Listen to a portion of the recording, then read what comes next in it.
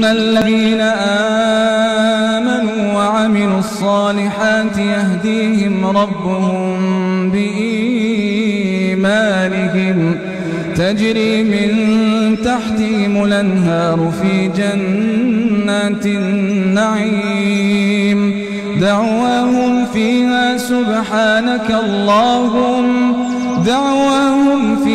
سبحانك اللهم وتحيتهم فيها سلام وآخر دعواهم أن الحمد لله رب العالمين.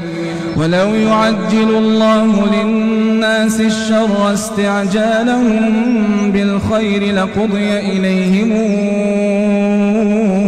أجلهم فنذر الذين لا يرجون لقاءنا في طغيانهم يعمهون.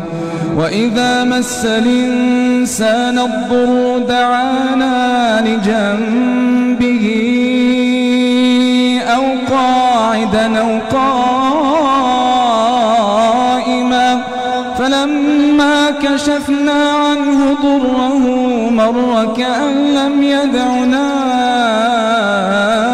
إلى ضر مسه كذلك زين للمسرفين ما كانوا يعملون. ولقد أهلكنا القرون من قبلكم لما ظلموا وجاءتهم رسلهم بالبينات وما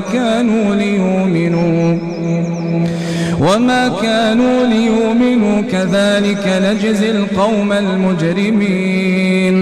ثم جعلناكم خلائف في الأرض من بعدهم لننظر كيف تعملون.